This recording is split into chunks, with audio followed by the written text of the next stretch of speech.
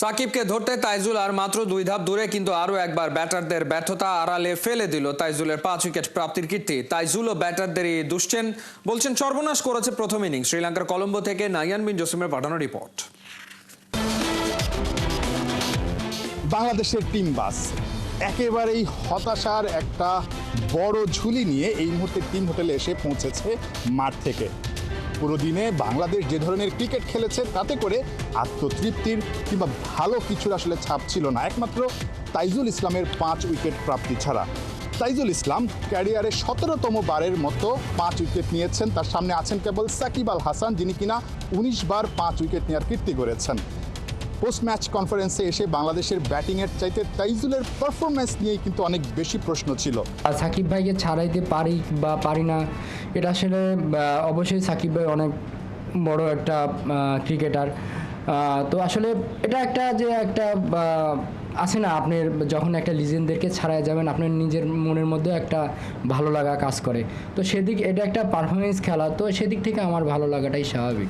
বাংলাদেশ এখনও 96 রানে পিছিয়ে আছে এই টেস্টে, অর্থাৎ 6টা উইকেট পতনের পর বাংলাদেশের হারটা এখন শুধুই মাত্র সময়ের ব্যাপার। চতুর্থ দিনেই বাংলাদেশের হারটা হয়তোবা নিশ্চিত হয়ে যাবে।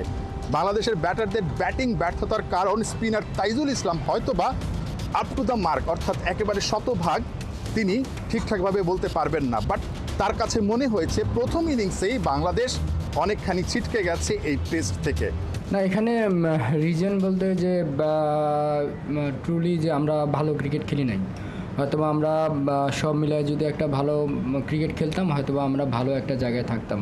তো এখানে রিজন আসলে বড় করার কিছু নাই, আমরা টিম ওয়াইজ আসলে বড় কিছু করতে পারি না। দেখা যাচ্ছে প্রথম ইনিংসটা যথেষ্ট ভালো উইকেট ছিল।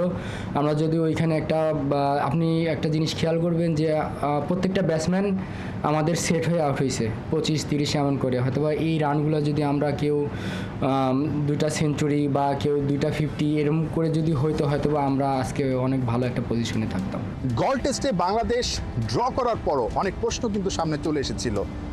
বাংলাদেশ কি আদৌ এই টেস্টটা জিততে পারতো, বা টেস্ট কি আসলে জেতার জন্য বাংলাদেশ খেলেছে, এরকম অনেক প্রশ্ন কিন্তু সামনে চলে এসেছিল। তবে সেই প্রশ্নকেও ছাপিয়ে কলম্বো টেস্টে টাইগার ব্যাটারদের ব্যর্থতা সামনে চলে আসছে। প্রশ্ন উঠছে, টেস্ট স্ট্যাটাস প্রাপ্তির এই মাসে বাংলাদেশ যে ধরনের ব্যাটিং ডিসপ্লে দেখিয়েছে তাতে করে ঠিক 25 বছর পরও বাংলাদেশ কি আদৌ টেস্ট খেলাটা ঠিকঠাকভাবে শিখতে পেরেছে? সেই উত্তরটা হয়তোবা টেস্ট ক্রিকেটাররাই ভালো দিতে পারবেন, আর যারা এই টেস্ট ক্রিকেটের সঙ্গে সংশ্লিষ্ট আছেন তারাই বলতে পারবেন এই জায়গাটাতে উন্নতির জন্য আর কি করতে হবে।